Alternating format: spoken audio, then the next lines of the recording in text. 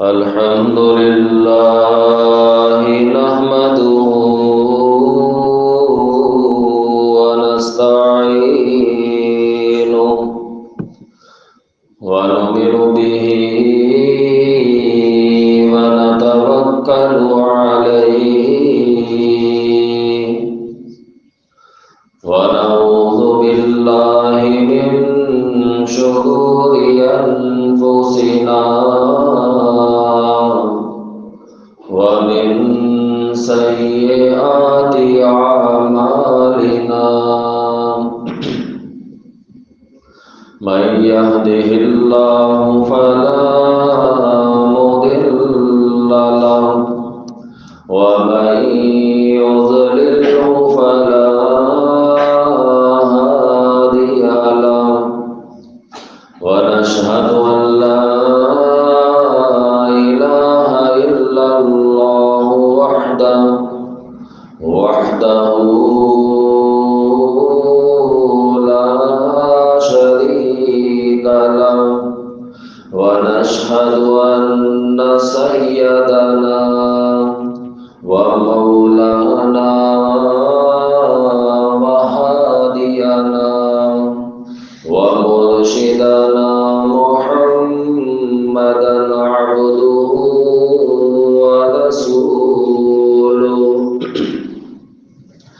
أما بعد فإن أحسن الحديث كتاب الله وأحسن الهدي هدي محمد صلى الله عليه وسلم وشر الأمور محدثاتها وكل محدثة بدعة وكل بدعة ضلالة وكل ضلالة في النار أما بعد فأعوذ بالله من الشيطان الرجيم بسم الله الرحمن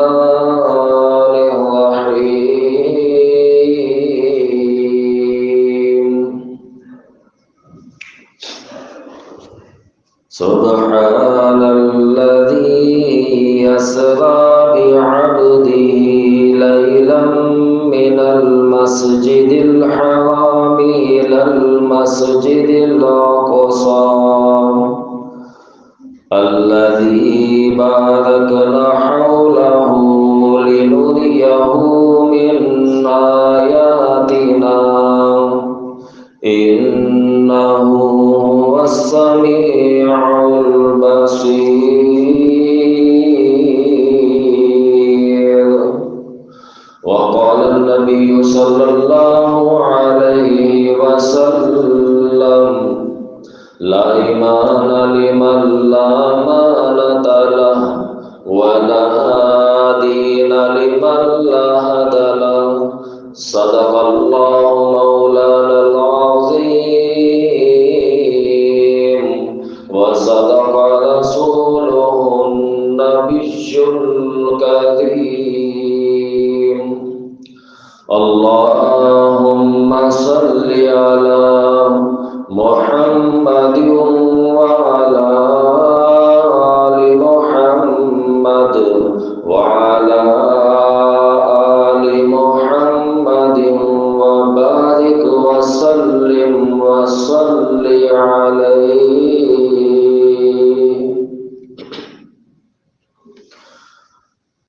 حمد و सलाम अल्लाह जल्ला जलालुहु के लिए दुरूद व सलाम इमामुल अंबिया हबीब खुदा फखर इंसानियत मुहसिन आदा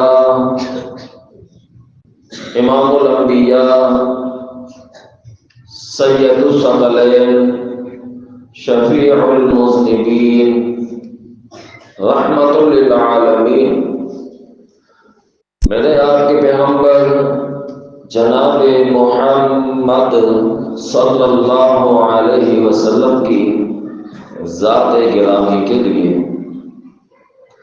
میرے پیارے پیارے بھائیوں، دوستوں، بزرگوں، ساتھیوں، قابل صد احترام ماؤں بہنوں، عزیز طلبہ کرام و معززات طالبات، دعا ہے اللہ مالک الملک اپنی رضا و رحمت کے ساتھ ہم سب کا جمعۃ المبارک کی اس عظیم گھڑی میں جمع ہونا، سننا سنانا، وقت نکال کے آنا قبول و منظور فرمائے۔ جو قرآن و حدیث بیان کیا جائے اللہ احکم الحاکمین ہم سب کو اس کے مطابق عمل کی توفیق عطا فرمائے۔ رجب اور شعبان، اس کے بعد پھر رمضان۔ رجب کے حوالے سے بھی آپ نے علماء کرام کے بیانات اور خطابات سنے ہوں گے، اور یہ مہینہ شعبان کا ہے۔ اس مہینے کے حوالے سے بھی کئی نصیحت و وصیتیں آپ نے ملاحظہ کی ہوں گی۔ جو مخصوص انداز عبادت اپنایا جاتا ہے، جس کا نہ قرآن میں ثبوت ہو نہ حدیث میں تذکیریں ہوں، یہ بات جان لیجیے کہ وہ اعمال، وہ عبادات اللہ رب العالمین کے نزدیک کوئی حیثیت نہیں رکھتی، کیونکہ جب تک پیارے پیغمبر علیہ الصلوۃ والسلام کی کسی بھی عمل پہ مہر نہیں ہوگی، اس وقت تک وہ عمل قابل قبول نہیں ہوگا۔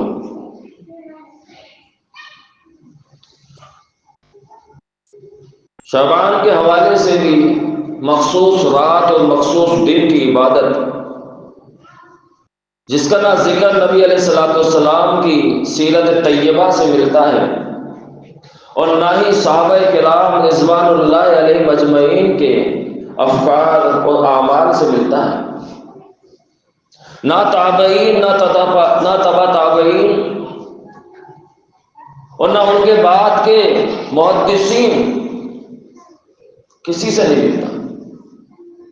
اسی طرح رجب کی عبادت، رجب کی رات کی عبادت اور اگلے دن کا روزہ، اس کا بھی قرآن اور حدیث میں کوئی ثبوت نہیں۔ ہاں، رجب کے مہینے میں اللہ رب العالمین نے ایک عظیم واقعہ رونما فرمایا، جس کا تعلق پیارے پیغمبر علیہ الصلوۃ والسلام کی سیرت طیبہ سے ہے۔ شعبان کے حوالے سے کوئی واقعات نہیں۔ نبی علیہ الصلوۃ والسلام کے بے شمار معجزات ہیں، ان معجزات کا اگر آپ مطالعہ کریں، انہیں پڑھیں، انہیں دیکھیں، تو آپ کو آپ کی زندگی کے سب معجزات میں سے سب سے بڑا معجزہ واقعہ معراج نظر آئے گا۔ اور یہ وہ واقعہ ہے جس کا ذکر اللہ رب العالمین نے اپنی پاک کتاب کلام میں فرمایا ہے۔ یہ معجزہ دکھانے کا مقصد کیا تھا؟ یہ معجزہ دکھانے کا مقصد اللہ رب العالمین سورہ بنی اسرائیل کی پہلی آیت میں جہاں پہ واقعہ اسراء، واقعہ معراج کا ذکر ہے، اسی آیت کریمہ میں اللہ رب العالمین مقصد معراج، مقصد اسراء بیان فرماتے ہیں۔ ہم دائیں بائیں نکل گئے، اور مخصوص رات، مخصوص دن، مخصوص ہفتہ، مخصوص مہینے، ان کے کوئی ذکر نہیں ملتے۔ حتمی بات ہو، کوئی مستند بات ہو کہ اس رات یہ واقعہ پیش آیا، اس دن یہ واقعہ پیش آیا، اس مہینے میں، نہ، بعض نے تو رجب کے حوالے سے بھی اختلاف کیے ہیں کہ واقعہ رجب میں پیش بھی نہیں آیا. اختلافات یہ ہمیں بتاتے ہیں کہ یقیناً نبی علیہ الصلوۃ والسلام کی زندگی میں، صحابہ کرام کی زندگی میں اسے خاص نہیں سمجھا جاتا. اللہ رب العالمین نے اس معجزے کے اندر، اس واقعے کے اندر بڑی بڑی کم و بیش 20 نشانیاں بیان فرمائی ہیں. وقت اس بات کی اجازت نہیں دیتا کہ میں تمام کی تمام نشانیاں آپ کے گوش و گزار کر سکوں،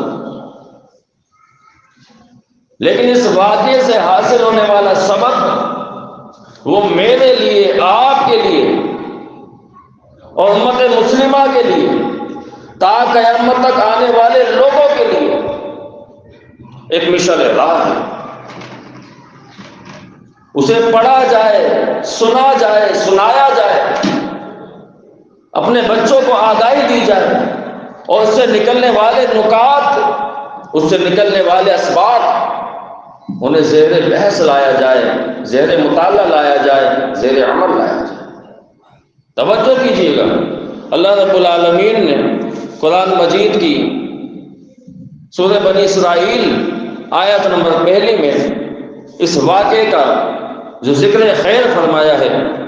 اللہ رب العالمین اپنے حبیب جناب محمد صلی اللہ علیہ وسلم کو فرماتے ہیں، پیارے حبیب آپ اعلان فرما دیجئے، سبحان الذی اسری بعبدی لیلا من المسجد الحرام الى المسجد الاقصى الذی بارکنا حولہ لنریہ من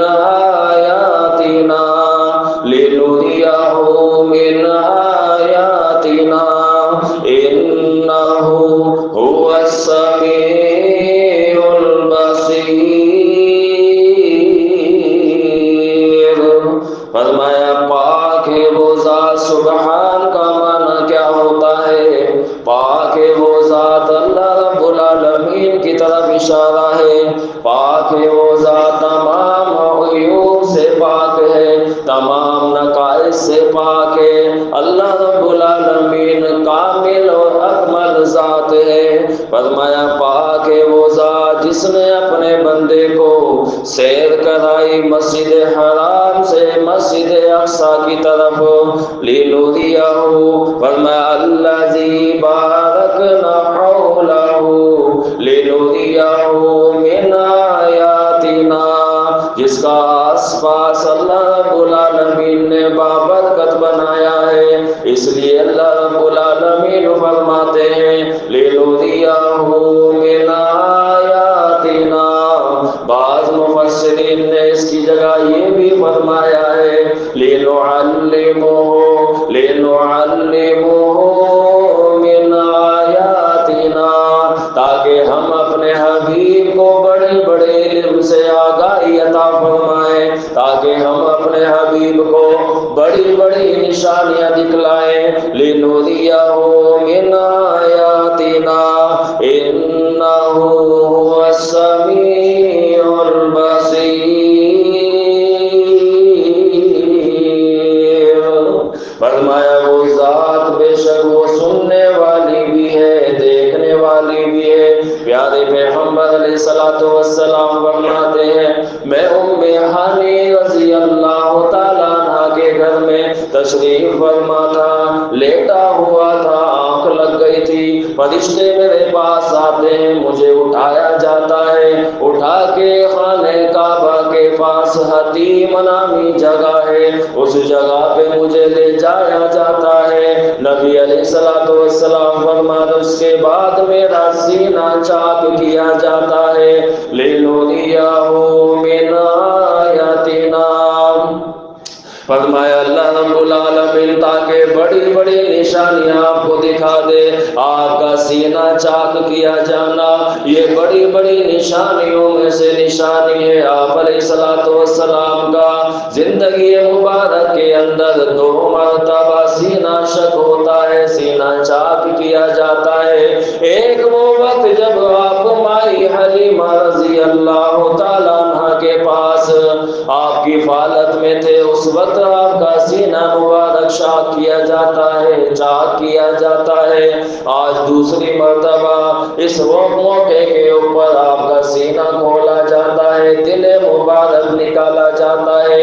نبی علیہ الصلوۃ والسلام فرماتے ہیں اسے آب زمزم سے دھونے کے بعد میرے سینے میں لگا دیا جاتا ہے، پھر دھاگے سے سوئی سے اس کی سلائی کر دی جاتی ہے۔ صحابہ کرام رضوان اللہ علیہ مجمعین فرماتے ہیں اس دھاگے کے نشان، اس سلائی کے نشان ہم بھی دیکھ لیا کرتے تھے۔ لِنُرِيَهُ مِنْ آیَاتِنَا، تاکہ بڑی بڑی نشانیاں پیارے حبیب کو دکھائیں۔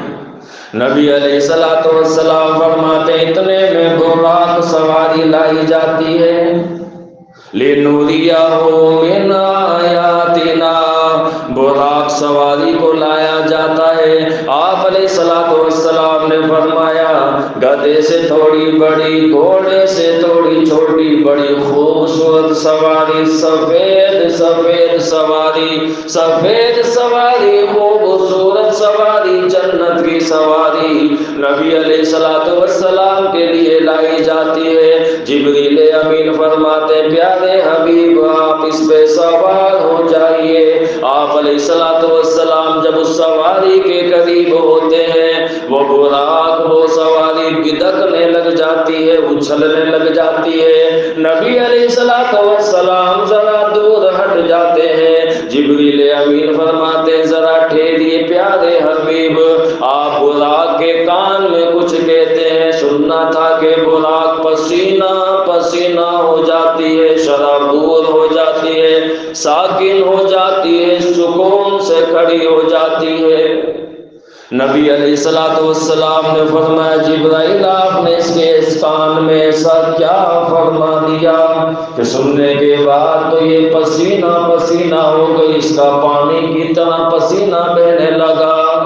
نبی علیہ الصلوۃ والسلام وہ عظیم ہستی ہیں، اللہ رب العالمین کے بعد سب سے بڑا مقام اگر کسی کا ہے تو میرے آپ کے پیغمبر جناب محمد صلی اللہ علیہ وسلم کا ہے۔ کائنات کی ہر چیز، کائنات کا ہر ذرہ، کائنات کی ہر خلقت آپ علیہ الصلوۃ والسلام کو جانتی ہی نہیں، پہچانتی بھی ہے، بلکہ پہچانتی نہیں بلکہ آپ کی حمد و ثنا بھی کرتی ہے۔ نبی علیہ الصلوۃ والسلام کائنات کا ذرہ ذرہ آپ علیہ الصلوۃ والسلام پہ ایمان رکھتا ہے۔ آپ علیہ الصلوۃ والسلام کے پاس ایک یہودی آتا ہے، آگے کہتا ہے مجھے کوئی نشانی دکھائیے تاکہ میں آپ کو کچھ مان سکوں، ہو سکے تو آپ پہ ایمان لے آؤں گا۔ آپ علیہ الصلوۃ والسلام فرماتے ہیں بتا تو بتا کیا نشانی دیکھنا چاہتا ہے، کیا کارنامہ، کیا معاملہ دیکھنا چاہتا ہے۔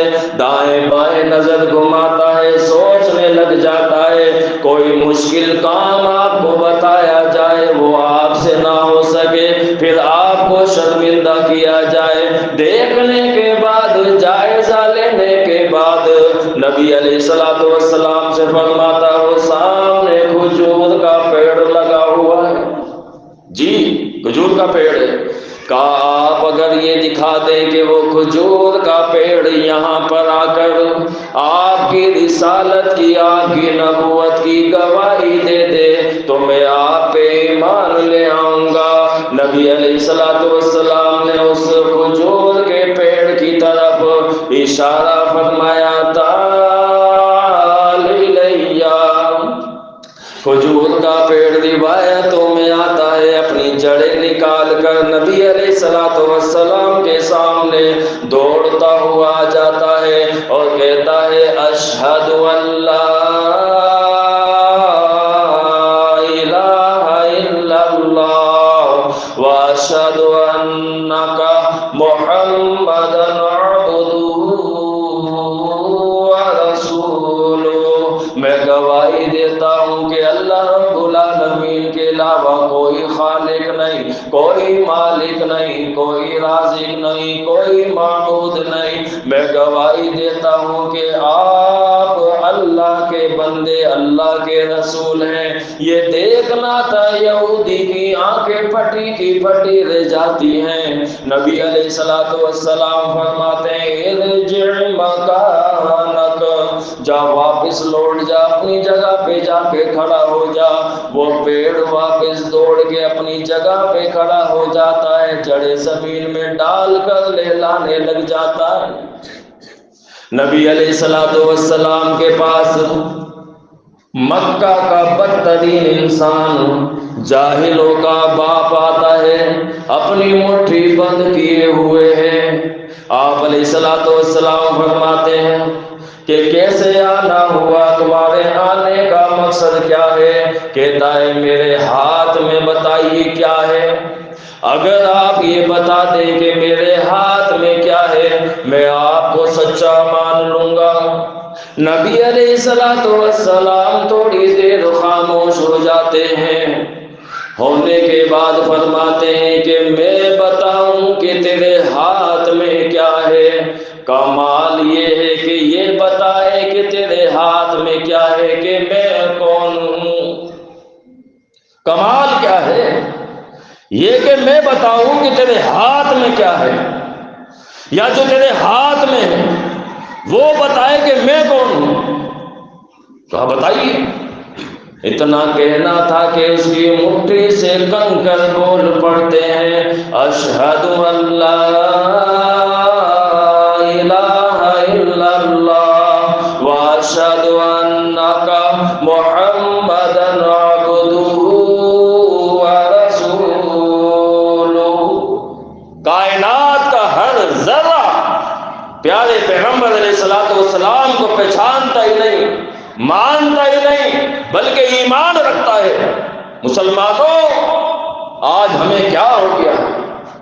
ہم نے نبی علیہ السلام کی سیرت سے، آپ کی زندگی، آپ کی حیات طیبہ سے دوری کیوں بنا کے رکھی ہوئی ہے؟ اللہ اکبر اللہ۔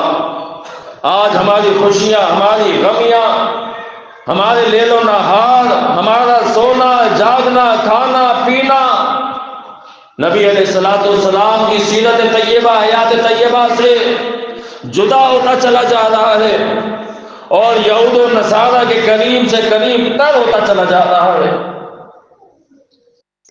آپ علیہ السلام کائنات کی وہ عظیم ہستی ہیں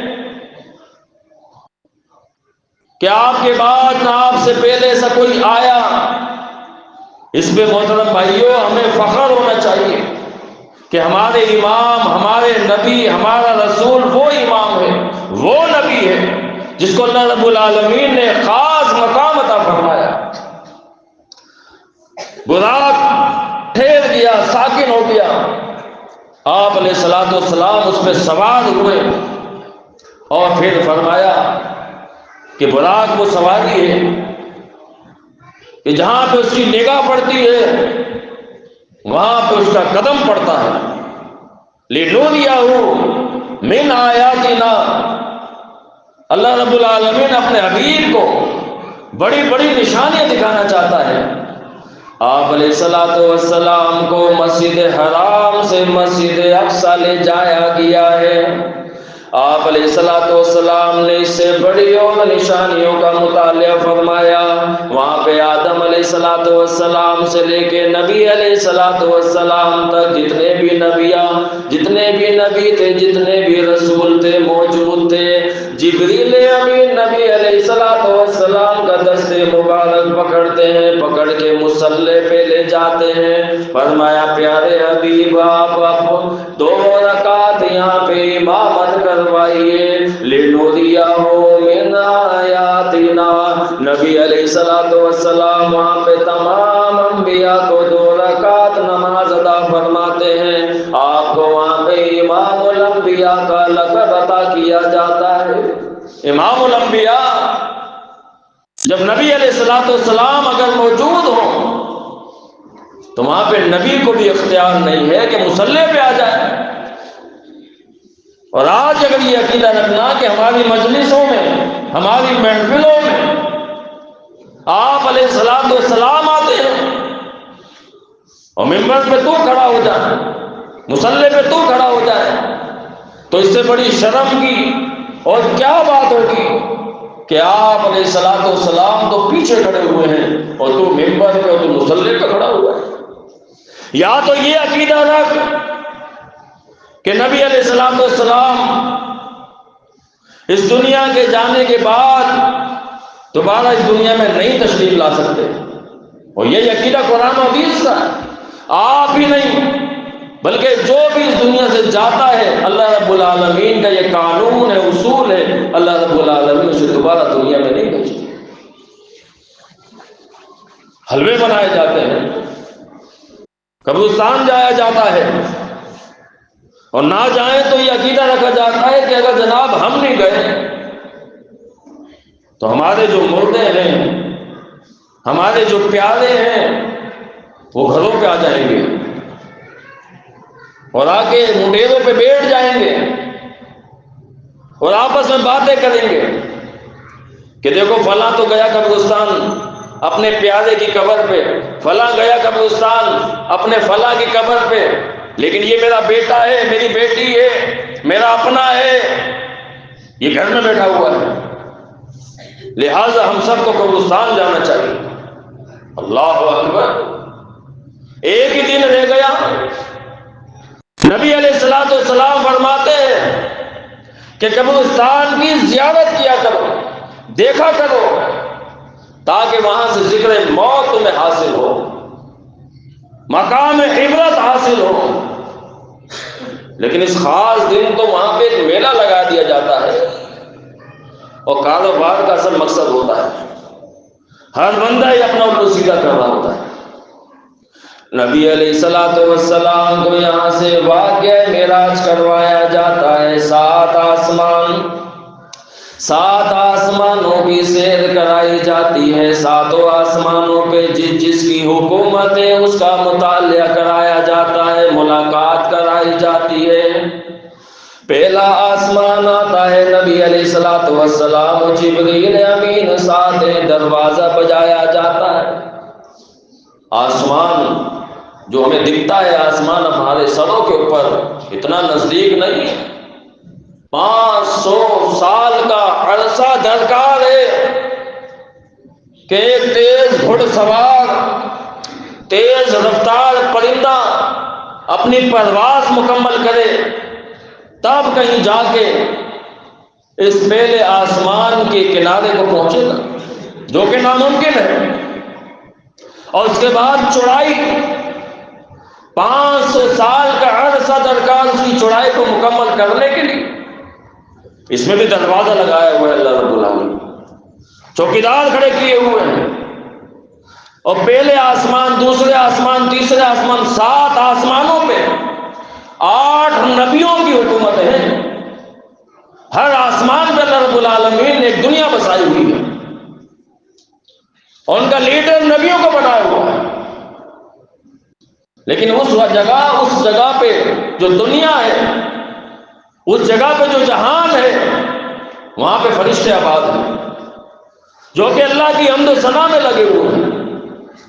آواز آتی ہے کہ من دق الباب، دروازہ کس نے بجایا ہے؟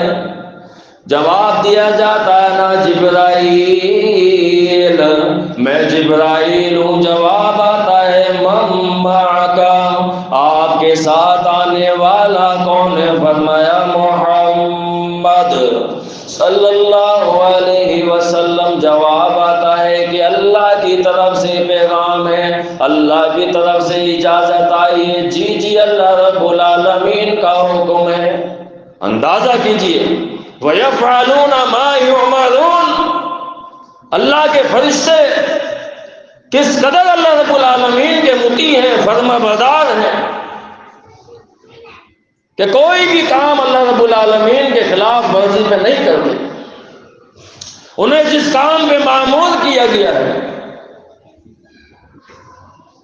آسان طریقے سے، اکمل طریقے سے اس کو انجام دیتے ہیں۔ اللہ تعالیٰ کے فرشتے بے شمار ہیں، اور ہر فرشتہ اپنی اپنی ذمہ داری پہ مامور ہے، ہواؤں کے، دریاؤں کے، بارشوں کے، رزق کے، بچاؤ کے، حفاظتوں کے، مختلف قسم کی ذمہ داریاں ہیں۔ آج یہ بھی سبق دیا گیا ہمیں لِنُرِيَهُ مِنْ آیَاتِ کے تحت کہ دروازہ چاہے کسی کا بھی ہو، ادب و آداب ملحوظ رکھنے چاہیے، اندر سے پوچھنے والا اچھے طریقے سے جائزہ لے، باہر کھڑا ہوا اس کو اطمینان کن جواب دے، پھر کہیں جا کے دروازہ کھولا جائے۔ یہ کوئی معمولی دروازہ نہیں، آسمان کا دروازہ ہے۔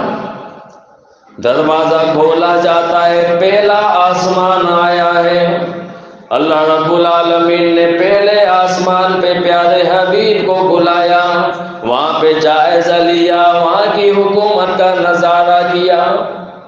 اللہ رب العالمین نے یہ واقعے کیوں رونما فرمایا اللہ رب العالمین نے تمام انبیاء سے ایک وعدہ لیا تھا کہ اگر تمہاری موجودگی میں، تمہارے دور سلطنت میں، تمہارے دور حکومت میں، تمہاری دور نبوت میں ہمارا آخری نبی تشریف لے آئے تو پھر کیا کرنا ہے؟ لا تؤمنن بہ ولا تنصرن، پھر تم نے اس پہ ایمان بھی لے کے آنا ہے، اس کی مدد بھی کرنی ہے۔ اگر آپ کی موجودگی میں اسے کہا جا رہا ہے نبیوں کو، رسولوں کو، ہمارا آخری نبی آ جائے تو پھر کیا کرو گے؟ ان پہ ایمان لے کے آنا، ان کی مدد کرنا، تم پہ یہ واجب ہے، فرض ہے۔ اب یہ کیسے ممکن تھا کہ جس نبی نے آخر میں آنا ہو وہ نبی ان سابقہ انبیاءوں کی دور نبوت و رسالت و سلطنت میں آ جائے؟ لیکن اللہ نے اپنا وعدہ بھی تو پورا کرنا تھا۔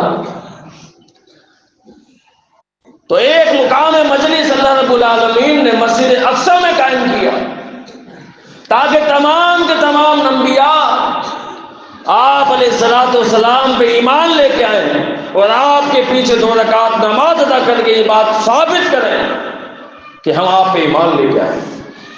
اللہ، مدد بھی تو کرنی تھی، تو مدد کروانے کے لیے اللہ رب العالمین نے پیارے حبیب کو آسمانوں کی سیر کرائی۔ ان آسمانوں میں اللہ رب العالمین نے چند مخصوص انبیاء کو دور حکومت عطا فرمایا ہوا تاکہ وہ آپ کی اس لحاظ سے مدد کریں اور یہ وعدہ پورا ہو جائے۔ وَإِذْ أَخَذَ اللَّهُ رَبُّكَ مِيثَاقَ النَّبِيِّينَ، نبیوں سے جو وعدہ لیا تھا اللہ رب العالمین نے پورا کرنے کے لیے یہ واقعہ رونما فرمایا۔ اور پھر لِنُرِيَهُ مِنْ آیَاتِنَا، تاکہ اللہ رب العالمین بڑی بڑی نشانیاں آپ کو دکھائے۔ پہلا آسمان ہے، عظیم ہستی موجود ہے، عظیم ہستی کی حکومت ہے۔ فرمایا کون یہ ہستی ہے؟ یہ وہ ہستی ہے اللہ رب العالمین نے فرشتوں سے سجدہ کروایا۔ کون ہستی ہے جسے اللہ رب العالمین نے جنت میں قیام دلایا؟ یہ وہ ہستی ہے اللہ رب العالمین نے جس کی بائیں پسلی سے آپ کی زوجہ کی تخلیق فرمائی۔ یہ وہ ہستی ہے جس کے بارے میں دعا آتی ہے ربنا ظلمنا انفسنا وَإِن لَّمْ تَغْفِرْ لَنَا وَتَرْحَمْنَا لَنَكُونَنَّ مِنَ الْخَاسِرِينَ۔ حضرت آدم علیہ السلام سے آپ کی ملاقات ہوتی ہے۔ حضرت آدم علیہ السلام فرماتے ہیں اہلاً و سہلاً بنبی صالح و بنی صالح، خوش آمدید پیارے بیٹے، پیارے نبی، تشریف لائیے۔ ایک ملاقات ہوتی ہے، اور ملاقات کس کی ہے؟ اول الخلائق، میرے آپ کے والد اول، نبیوں کے والد اول، رسولوں کے والد اول۔ تھوڑی سی ملاقات تو نہیں ہوئی ہوگی؟ آپ بھی کہیں جاتے ہیں ملاقات کرنے کے لیے، گھنٹے دو گھنٹے تو کھا جاتے ہوں گے، بعض اوقات دن بھی نکل جاتا ہے۔ اور یہ واقعہ معراج واقعہ اسرا ہے جو رات کا ایک پہر ہے۔ پہر کا مقصد ہے چند منٹوں کے یہ سفر ہے، ان چند منٹوں میں اللہ رب العالمین اپنے حبیب کو اتنا بڑا معجزہ عطا فرما رہے ہیں۔ پہلا آسمان ہوتا ہے، ملاقات ہوتی ہے، دوسرے آسمان کی طرف سفر کیا جاتا ہے۔ دوسرے آسمان پہ اللہ رب العالمین دو ہستیوں سے آپ کی ملاقات فرماتا ہے۔ پہلی ہستی وہ ہیں جن کے لیے ان کے والد نے کثیر دعائیں فرمائی، ان کی ولادت بھی معجزانہ طور پہ ہوتی ہے۔ باپ بوڑھا ہو چکا ہے، بیوی بانجھ ہو چکی ہے، پھر کہتے ہیں کہ ہمیں اولاد کیسے ہوگی؟ اللہ رب العالمین فرماتا ہے اولاد دینا نہ دینا ہمارا کام ہے۔ نبی ہیں، بتا یہ رہے کہ اللہ رب العالمین ہی دینے والا ہے۔ آج شادی کو سال بھی نہیں ہوتا، 4-6 مہینوں کے اندر یہ فکر لائق ہو جاتی ہے کہ جناب کچھ ہو نہیں رہا، کوئی خوشخبری نہیں آ رہی۔ ہر بندہ جو ہے وہ شارٹ کٹ کے چکر میں پڑا ہوا ہے۔ اگر لوگوں کا بس نہ چلے تو محترم بھائیوں، وہ شادی میں جب رخصتی ہوتی ہے تو اولادیں بھی ساتھ لے کے جائیں۔ لوگ جلد بازی میں لگے ہوئے ہیں، ہر کام کا رزلٹ چاہتے ہیں فوراً ملے۔ انبیاء ہیں، بال سفید ہو گئے، بیوی بانجھ ہو گئی ہے، لیکن اللہ رب العالمین سے مایوس نہیں ہے۔ اللہ رب العالمین اس موقع پہ خوشخبری فرماتے ہیں، اِنَّا نُبَشِّرُكَ بِغُلَامٍ اسْمُهُ یحییٰ، ہم آپ کو خوشخبری دینے لگے ہیں، ایک عظیم بیٹے، عظیم پیغمبر، عظیم نبی کی خوشخبری دی جا رہی ہے۔ اسمہ یحییٰ، ایسا نبی، ایسا بیٹا عطا فرمایا جا رہا ہے، اس سے پہلے نہ آپ نے نام سنا ہوگا، نہ کسی نے نام رکھا ہوگا، بلکہ نبی بھی دے رہے ہیں، بیٹا بھی دے رہے ہیں، نام بھی ہم ہی رکھ کے دے رہے ہیں۔ نام بھی اللہ رب العالمین نے رکھ کے دیا۔ حضرت یحییٰ علیہ السلام، دوسرے آسمان پہ ان سے ملاقات ہوتی ہے، ان کے ساتھ جناب حضرت عیسیٰ علیہ السلام ہیں، جن کی بھی ولادت معجزانہ طور پہ ہوئی۔ ماں موجود ہے، باپ نہیں ہے۔ قوم والے، بستی والے ماں پہ چڑھائی کر دیتے ہیں، اسے نشانہ بنایا جاتا ہے، لعن و طعن کی جاتی ہے، بہتان لگائے جاتے ہیں۔ آج ہم اور آپ محترم بھائیوں چھوٹے چھوٹے نظام سے ڈر جاتے ہیں۔ اللہ اکبر، دل میں ایمان ہو، اللہ رب العالمین پہ توکل ہو، بھروسہ ہو، زبان پہ سچائی ہو، دل میں اطمینان ہو، تقویٰ ہو، بڑے بڑے بہتان، بڑے بڑے الزام تراشے محترم بھائیوں لوگوں کو اپنے حق کے راستے سے جدا نہیں کر سکتے۔ جناب عیسیٰ علیہ السلام سے ملاقات، تیسرے آسمان پہ جناب یوسف علیہ السلام سے ملاقات، چوتھا آسمان جناب ادریس علیہ السلام سے ملاقات، پانچواں آسمان جناب ہارون علیہ السلام سے ملاقات، چھٹا آسمان جناب موسیٰ علیہ السلام سے ملاقات، ساتواں آسمان جناب ابراہیم علیہ السلام سے آپ کی ملاقات ہوتی ہے۔ وقت چونکہ مکمل ہو چکا ہے، واقعہ بڑا سبق آمیز ہے، اسی بات پہ محترم بھائیوں میں اپنی بات کا اکتفا کرتا ہوں۔ بہرحال آخری بات یہ کہ اپنی بات کو مکمل کیے دیتا ہوں نبی علیہ الصلوۃ والسلام کو جو سب سے بڑی نشانی دی گئی، اس میں سب سے بڑا معجزہ دیا گیا، سب سے بڑے تحفے دیے گئے، وہ 3 ہیں۔ پہلی چیز نبی علیہ السلام فرماتے ہیں، سورہ بقرہ کی آخری 2 آیتیں جو بندہ رات کو سونے سے پہلے پڑھ لے، اللہ رب العالمین اسے کافی کر دیتا ہے۔ دوسرا تحفہ نبی علیہ السلام کو دیا گیا کہ پیارے حبیب، آپ کا کوئی بھی امتی اگر کوئی گناہ کرے گا، گناہ کا ارادہ کرے گا، اس کی کوئی بدی نہیں لکھی جائے گی، کوئی گناہ نہیں لکھا جائے گا جب تک وہ عمل نہ کر لے، جب تک کہ وہ گناہ نہ کر لے۔ جب گناہ کر لے گا تو اس کی جگہ ایک ہی گناہ لکھا جائے گا، لیکن اگر کوئی آپ کا امتی نیکی کا ارادہ کرے گا اور ابھی اس نے نیکی کی نہیں ہوگی، اللہ رب العالمین فرماتے ہیں ہم اس کے نامہ اعمال میں ایک نیکی ایکسٹرا لکھ دیں گے۔ جب وہ نیکی کر لے گا تو اس کے بعد 10 نیکیاں اس کے علاوہ اضافہ کر کے اس کے نامہ اعمال میں لکھ دی جائیں گی۔ تیسرا تحفہ نبی علیہ السلام کو جو دیا گیا وہ نماز ہے۔ محترم بھائیوں، 50 نمازیں ہیں نبی علیہ السلام کو جو عطا کی گئیں۔ اللہ اکبر! ان 50 نمازوں میں سے بھی 5 نمازیں لے کے نبی علیہ السلام وہاں سے تشریف لے کے آتے ہیں۔ یہ وہ نماز ہے جسے نبی علیہ السلام نے فرمایا قرۃ عینی، میری آنکھوں کی ٹھنڈک ہے۔ یہ وہ نماز ہے جس کے بارے میں نبی علیہ السلام اپنے آخری لمحات میں بھی اتنے فکر مند ہوتے ہیں کہ بار بار اپنے بستر سے اٹھنا چاہتے ہیں۔ یہ وہ نماز ہے کہ جس کے بارے میں نبی علیہ السلام فرماتے ہیں میرا دل چاہتا ہے کہ جو لوگ مسجد میں نہیں آتے میں لکڑیاں جمع کرنے والے کو لوں، ان کے گھروں پہ جاؤں اور ان کے گھروں کو آگ لگا دوں۔ یہ وہ نماز ہے کہ جب جنتی جنت میں چلے جائیں گے، جہنمی جہنم میں چلے جائیں گے، جنتی پوچھیں گے یہاں پہ آنے کی سب سے بڑی وجہ کیا بنی تھی؟ کہیں گے ہم نماز نہیں پڑھتے تھے۔